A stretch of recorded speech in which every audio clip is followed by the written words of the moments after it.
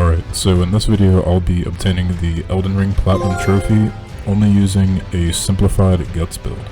I will say that this isn't my first time beating this game, so nothing really gave me too much of a trouble, but this is definitely the easiest of the Souls games to Platinum, due to no hard collectibles or especially Covenant grinds. Yeah, I'm looking at you, Dark Souls 3. Even still, this is one of the best RPG Souls experiences and deserves much praise nonetheless. So let's get right into it. I tried my best to make my character resemble Guts without a guide, and this is what I came up with. To start off, this game has 42 trophies, mainly consisting of the main boss fights and optional ones, all legendary talismans and ashen remains, a weird list of legendary armaments, all 3 endings, and we'll be leveling up our Dragon Slayer to plus 25. We start our journey admiring Limgrave and are immediately approached by one of the most insufferable NPCs in the game. Luckily for you, however, there is one shining ray of hope for even the maidenless, me. So if you seek the Elden Ring, maidenless as you are. While the game breaks the 4th wall, basically telling me that I ain't got no bitches, I immediately vent all my frustration out on a boss that you aren't really technically supposed to beat early game, with absolute ease.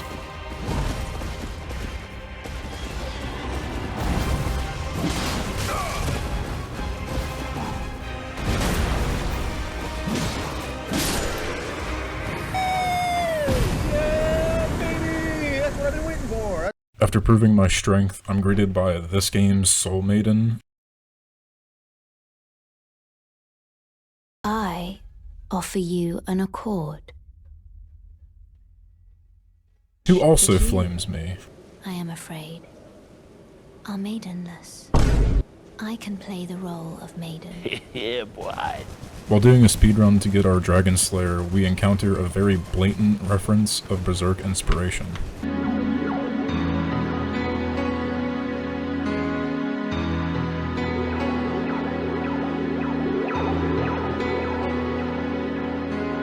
Unfortunately, this area where we get our weapon is heavily guarded and basically resembles the Eclipse.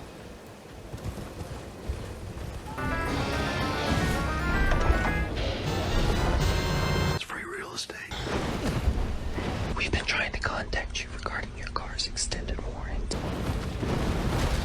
I gotta get out of here! After getting our weapon, we head to the Site of Grace with the Stronghold to get both the Dectus Medallion and our first legendary talisman. Very well. Let my hand rest upon you. For button. And then we have a very sensual, touching moment with Melina, which grants us our first trophy.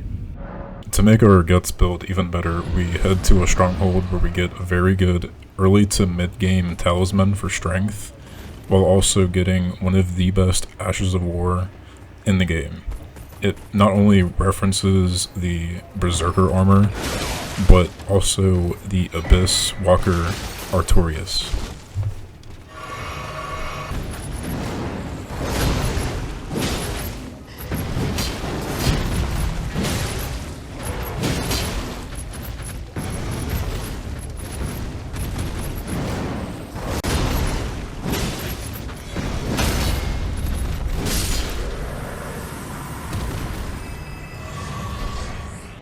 After solidifying a build, we head over to Stormveil Castle where we meet our first boss, Margit.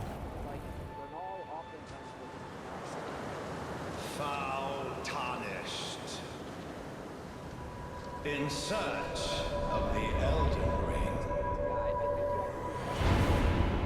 Emboldened by the flame of ambition. He isn't a very hard boss per se, but he has a lot of attacks that will 3 off and panic roll. But I mean, once you get the timing down and realize that most of his attacks are just really longly telegraphed, he really is a pushover.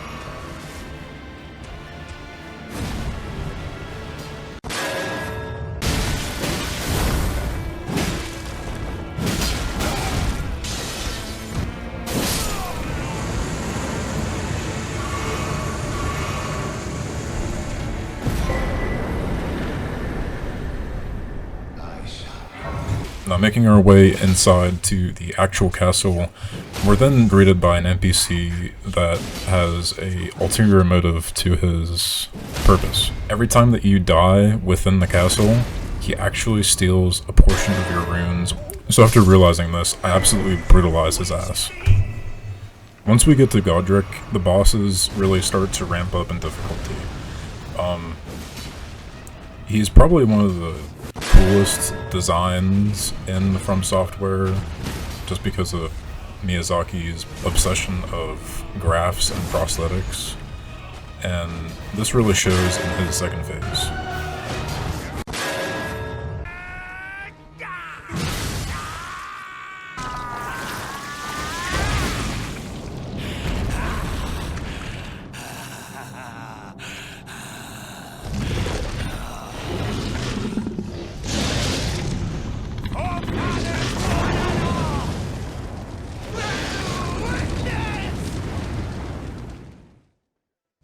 Now, he isn't necessarily hard as long as you can get down the timing for his slams, as they go in 2 to 3 waves.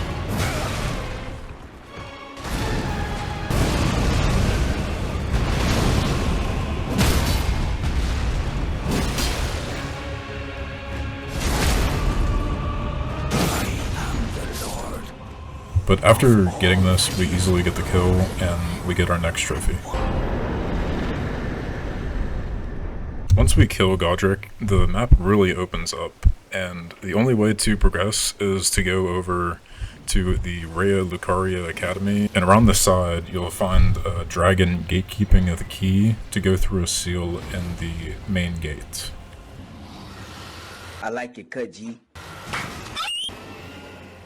The first of 2 bosses in this area is a reminiscent of Sif, and it's really honestly sad. The fight really isn't that hard. Why are we still here? Just to suffer?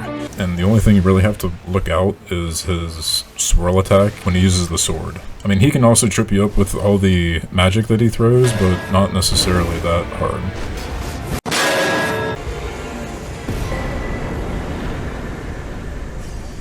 Getting into the second boss, we're immediately greeted by some really creepy ankle biters.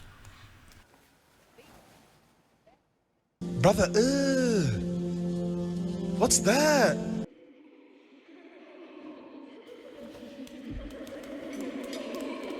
Hello? Hi. This phase really isn't that hard. It kind of reminds me of the Deacons of the Deep. And the first phase really is just kind of a gimmick. Second phase is where it starts to ramp up with all the summons.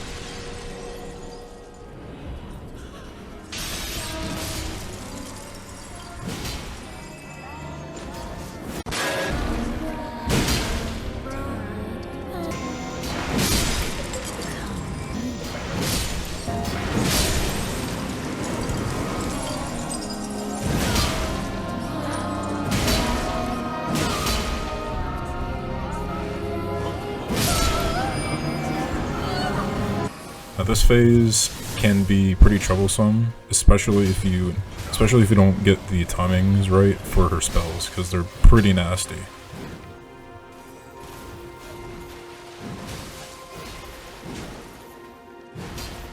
Dude, what?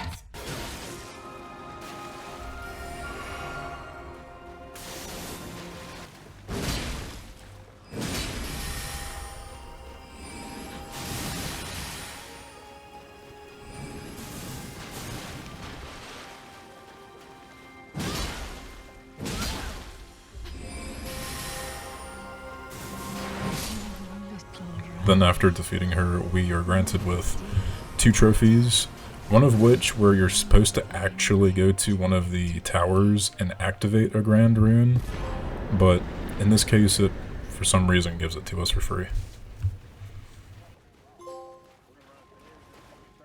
Progressing forward, we go through Raya Lucaria Castle, and we pick up the Sword of Night and Flame. The boss for this place is kind of a lame reskin that we'll meet later on within the game. Nothing really to say. Another tree sentinel boss, but it picks up magic attacks.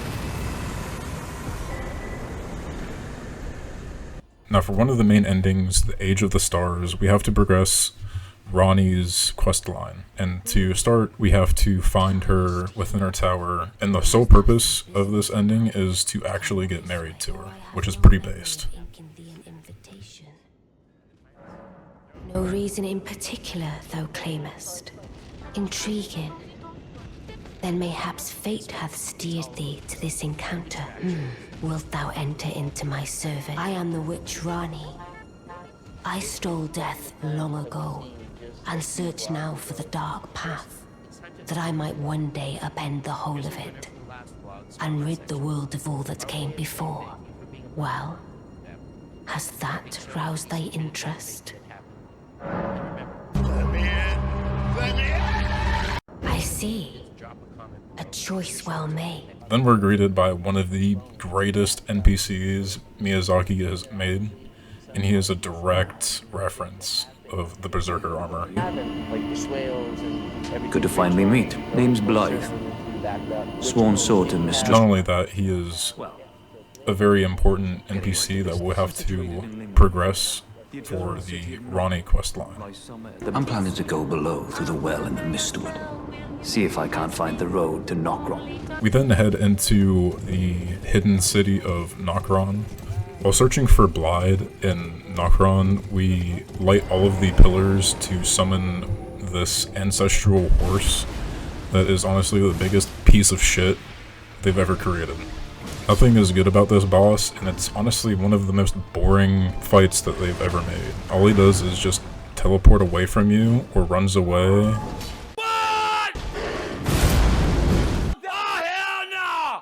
And that's really it. He gave us a trophy at least.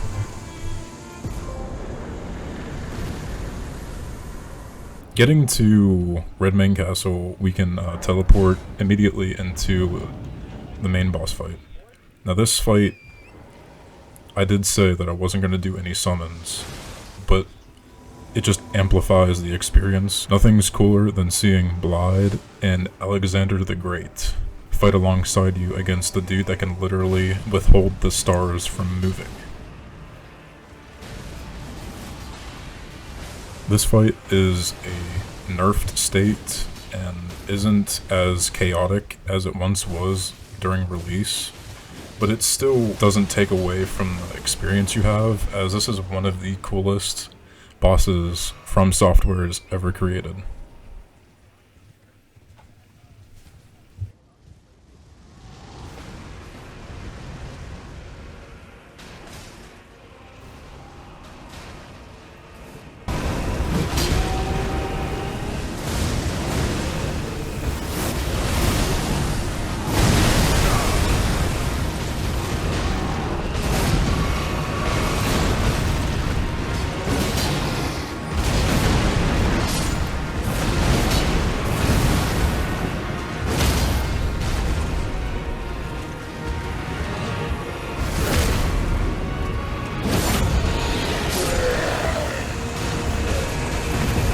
After beating Radahn, we get to see this really cool cutscene that just shows the impact Radahn had existing.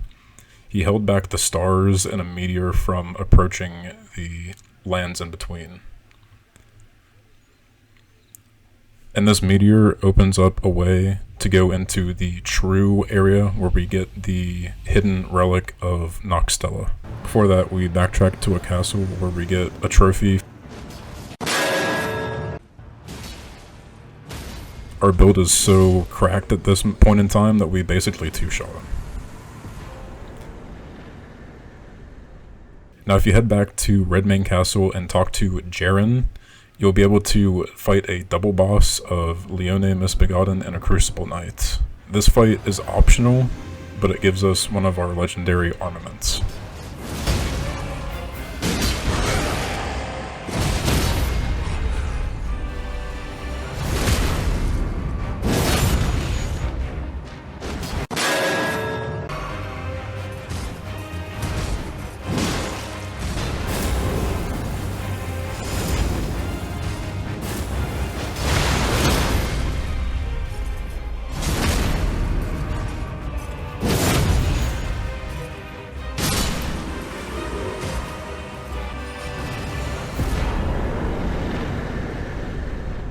Heading down the crater that the meteor struck down in Limgrave, we're able to access the secret area of Noxstella. We then read one of the coolest bosses for my build, as he literally copies a Giga Chad Guts. We basically bash each other's skulls in, doing the exact same attacks, and it's literally peak.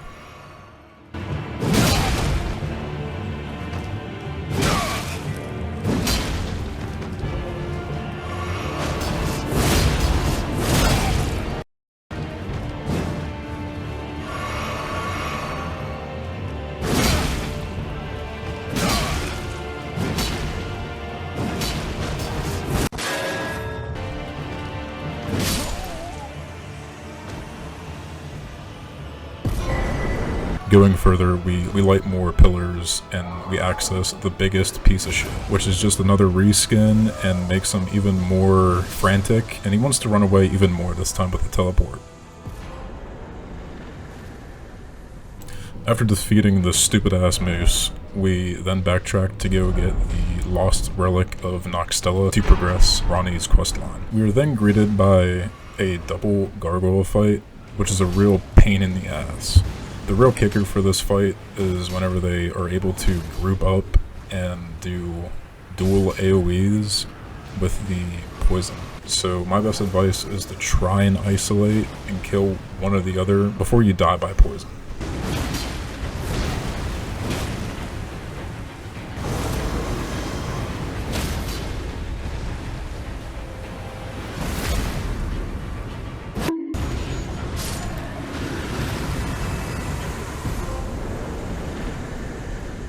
After defeating the gargoyles, we for some reason get into a stone casket and are then abducted into the depths of hell.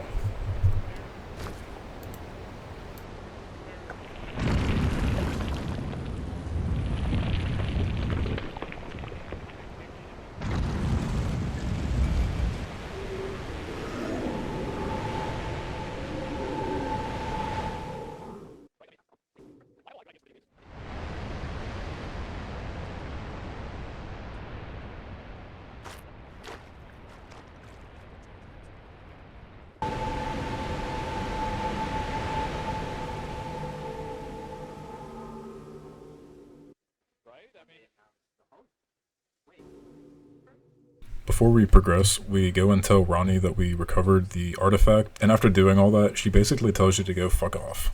Thy possession, is it not?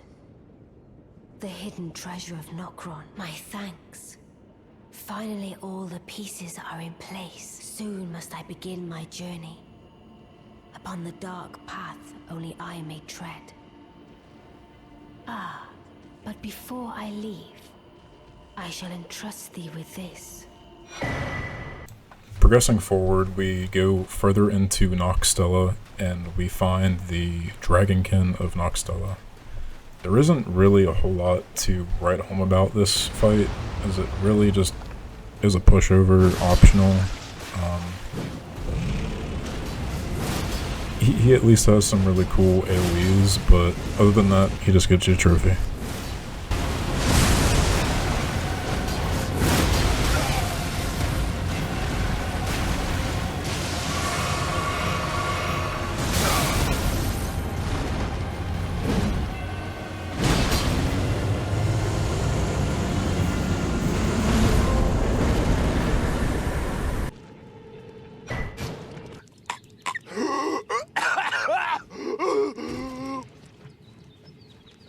What kind of place is this?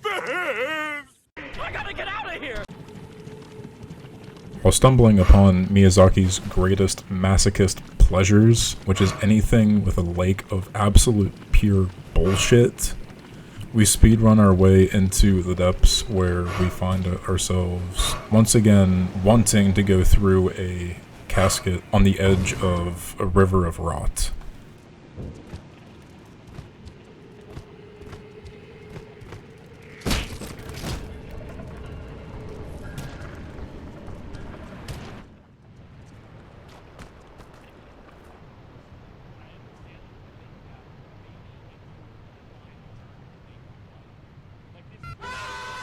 After descending and falling to what should have been our deaths, we are greeted by one of the weirdest and most what the fuck bosses ever made.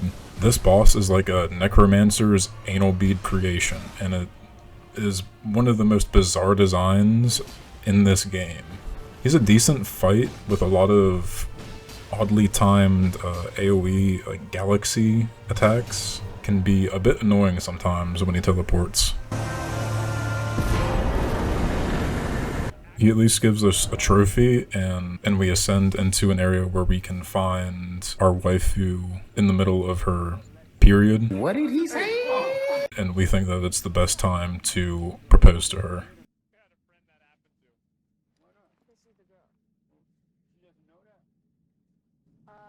But I just think that's unfair. So if a woman smacked a man, what should you do? He probably deserved it, to be honest. What? We then descend back into the depths of hell and find out that Fia is actually a masochist for death and banging Godwin's dead corpse. So we help her by extinguishing her nightmare, which in turn is one of the coolest dragon designs that FromSoft has done, and is a completely optional boss.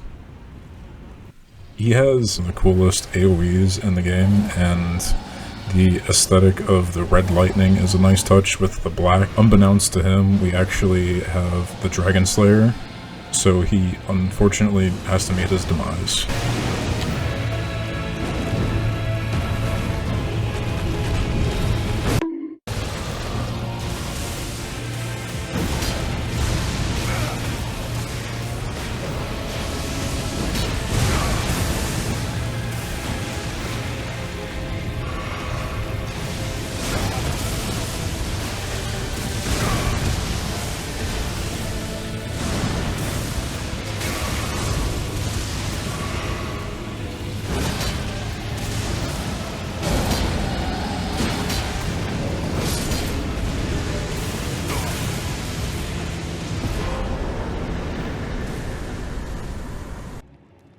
After killing the Lich Dragon, we can get access to a portal that sends us straight to Leyndell Castle.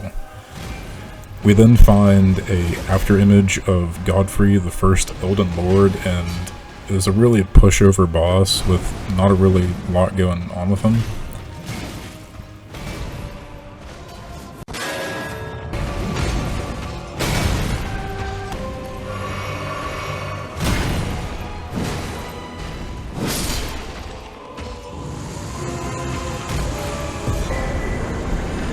After killing Godfrey, we head upstairs and meet Margit again, or I'm sorry, Morgott, and nothing really changes about the fight other than the fact that he gets a sword, and that he reveals that he's actually got a sword, and nothing else really changes other than his frequency for attacking, and he gains some AoEs in the second phase. Other than that, he's kind of a pushover and kind of lame for the end boss for Leyndell. We then find an outpost where we have to fight Commander Nile, and this is a really cool boss in my opinion. He's got like a peg leg prosthetic, and it's one of the more oddly timed attacks, so if you're not used to the weird timings of these bosses, it's gonna throw you with a loop, especially with the two summons that he has in the beginning. Before progressing, we backtrack to do some cleanup. We fully max out our Dragon Slayer at plus 25. And then we go to the Dragon Altar, so we get all of the sorceries.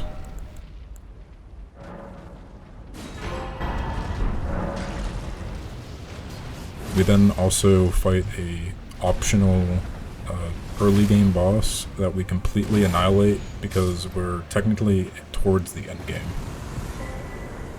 I then head to Mount Gelmir, so we can fight our first Godskin Apostle. This is a pretty intense fight where the timings are super random and can change with the stance that the bigger Godskin Apostle holds his rapier.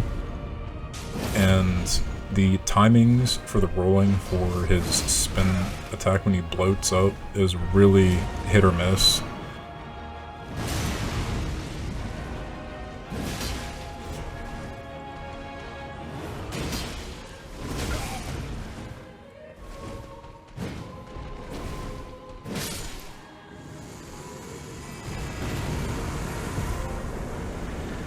Heading further into Mount Gelmir, we then encounter a really badass fight, Rykard, which, even though he's a gimmick fight, kind of like Yorm from Dark Souls 3, it's still a really hard and challenging fight, especially with the snake attacks and the floating skull bullshit. You can't get too close to him because there's lava all around, and he hits like a truck. This is one of my favorite fights. The blasphemous blade that he pulls from reminds me of the Skull Knight sword, as there's just too much Berserk inspiration from these games to not think that that's what it is.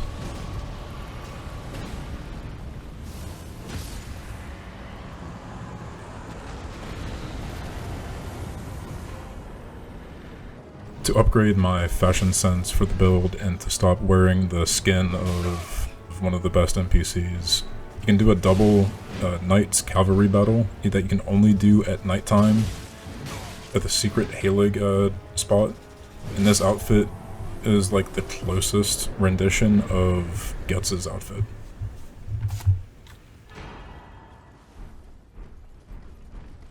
And since we're in the secret Halig spot in the Snowy Mountains, we are able to access a teleporter that sends us straight into Mohg's palace. Mohg, the Lord of Blood version, is one of my favorite fights. It's so badass. It has one of the best music OSTs. The fight is genuinely hard. A lot of the attacks throw you through a loop, and he doesn't really... and there's not a whole lot of room to breathe. If you mess up a roll or mess up your spacing, he punishes you pretty severely. Not only with the fire blood that he spews from his staff, but with his large swing attacks.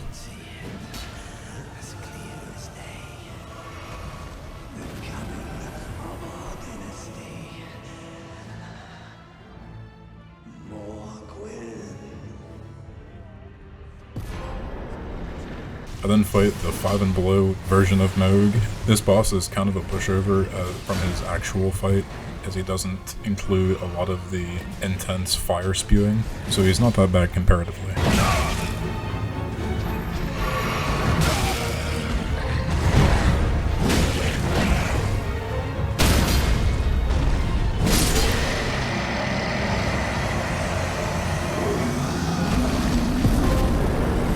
After beating him, you actually have the illusory wall that sends you to one of the worst platforming experiences in the game.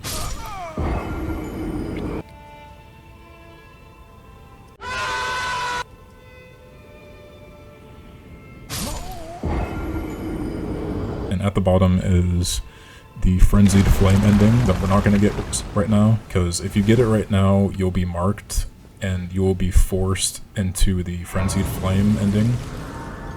I then do some more miscellaneous trophies going into the stronghold with, you fight the Elmer of the Briar, which is one of the night fights around the camps all around the lands in between.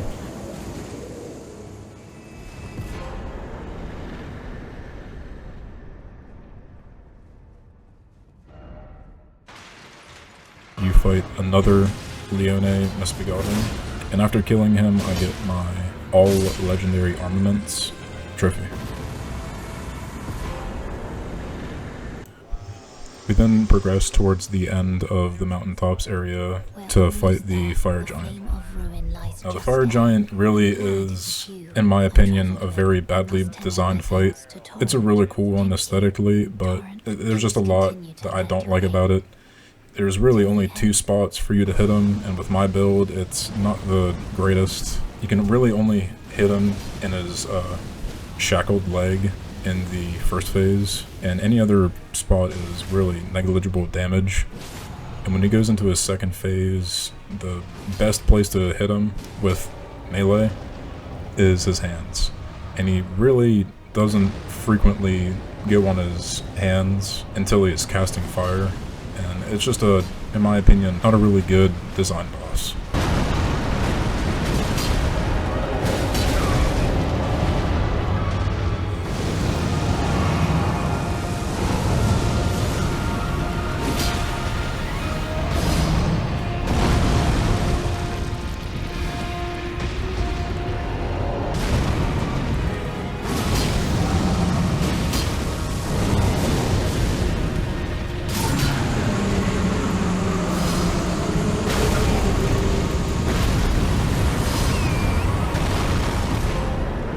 After killing the fire giant, we then circle around the kiln of the fire that sets the Erdtree ablaze. And death, indiscriminate. Are you prepared to commit a cardinal sin? Very well. Let my hand rest upon you.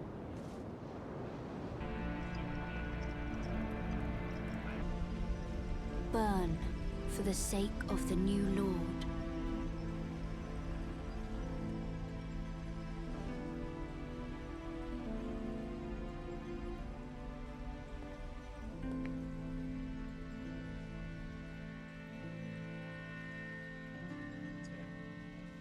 Thank you for guiding me here. We are then teleported to one of the coolest areas in the game with a lot of really cool fights.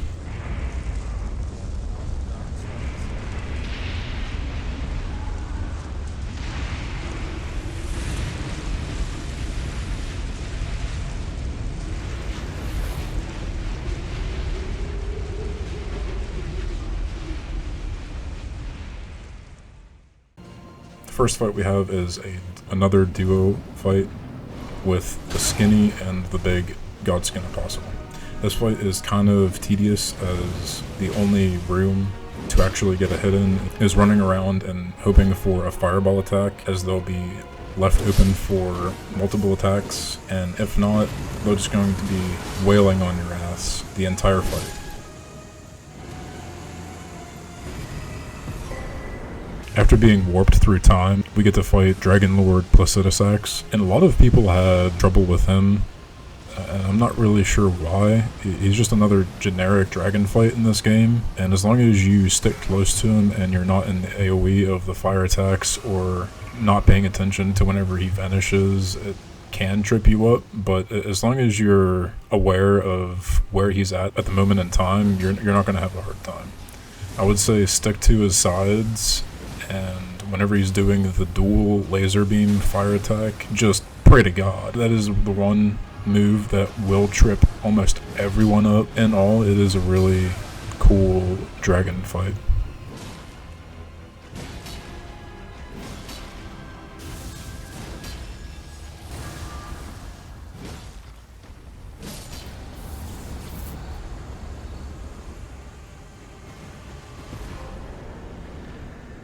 Getting to the end of Crumbling Farum Azula, we are greeted with Malekith, the Black Blade. Now this is, in my opinion, the second greatest boss this game has to offer, DLC included. Not only is the aesthetic really cool, the armor is badass, all of his moves are really cool, the spin attack always throws me for a loop, and especially the after image AoE.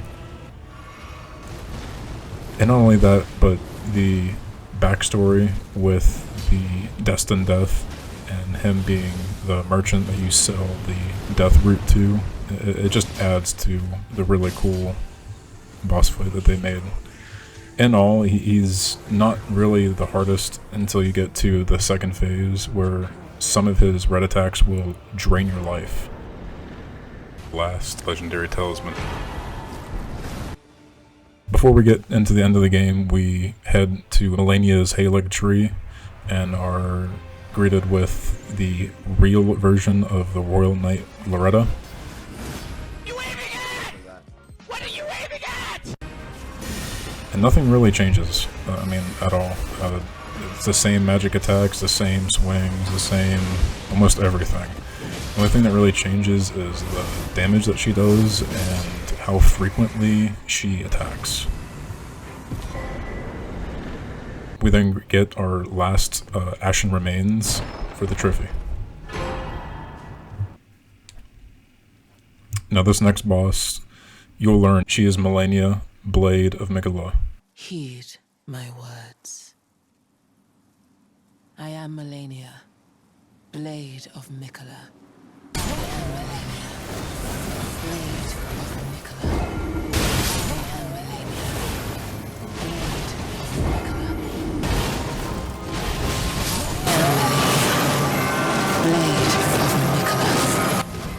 I can't fucking compete! I just can't fucking compete! Can you get the fuck out of my face?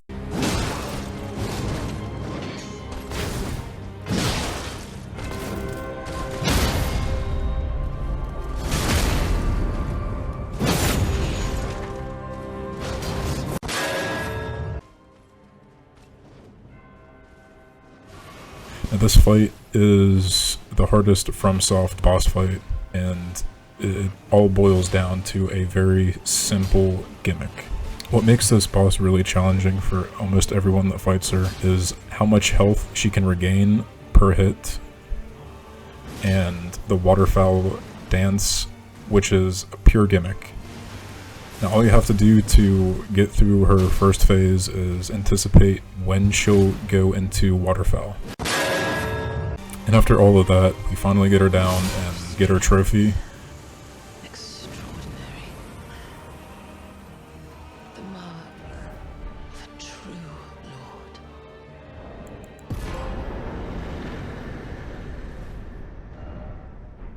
Oh, dear Mikula. Oh, dearest Mikula. My brother. I'm sorry. I finally met my match. Now, unfortunately, I had a storm that corrupted both my audio and gameplay for Godfrey, which honestly isn't too bad because you're not really missing anything.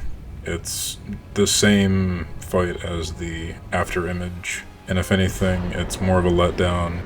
Now, after being blinded by the light of the Erdtree, we then find the husband of Rennala. That's now Queen Marika's rune.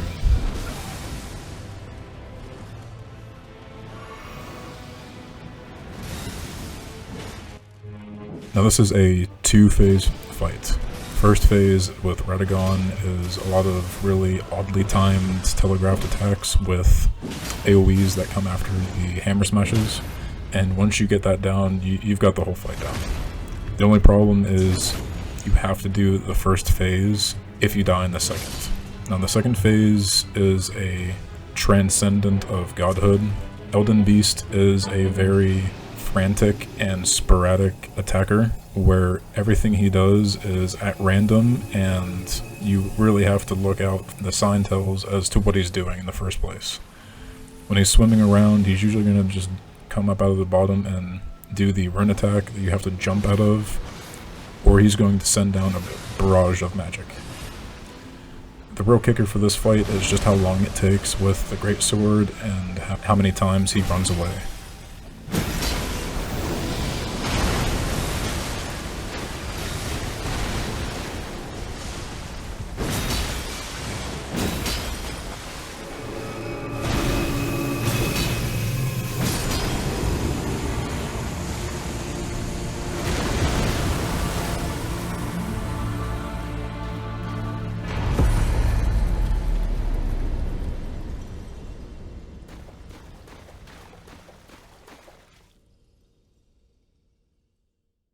Now for the Platinum Trophy, we only have to get 3 of the endings: the Age of Stars, Frenzied Flame, and the regular Elden Lord. Of course, we're going to be doing the best ending in the game, which is basically marrying Ranni. Battle is over, I see. Here beginneth the chill night that encompasses all, reaching the great beyond. Into fear, doubt, and loneliness, as the path stretcheth into darkness.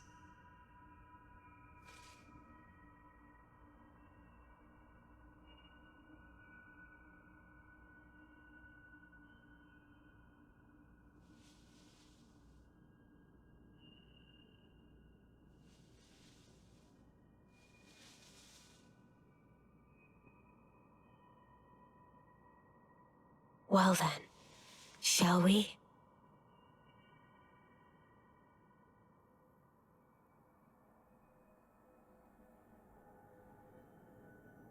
My fair consort eternal.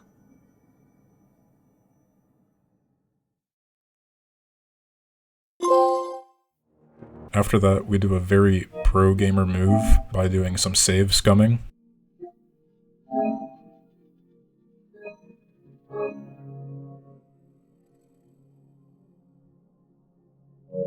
Right before you do any of the endings, you upload your save file to the cloud, and then pick whatever ending you want to do. Watch the ending, get the trophy, and then go into the games files and upload and download the cloud save to go back to the time where you didn't pick a ending at all. Doing so, we do the regular Elden Lord ending, and then we get our final trophy with the Frenzied Flame, which is one of the cooler endings. An age of fracture.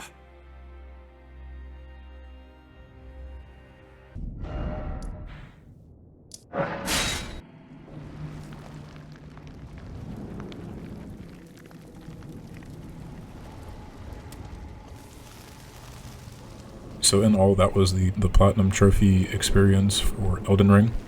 Like I said, this is one of the easiest Souls games to Platinum, so if you're ever wanting to get this plat, all you really got to do is play the game. And this game you can spend as many as a couple hundred hours to, if not thousands. This game really has so much going for it that no matter what you do in your first playthrough, that you will miss something and will always have something to do in your second. If you got to this part of the video, I really do want to thank you from the bottom of my heart. This was the first video that I've ever edited, so give me some criticisms and some comments down below what you would like to see me plat. Got a lot of titles that I'm working on, and we'll try to have them out as soon as I can. I thank you, and hope you have a good rest of your day.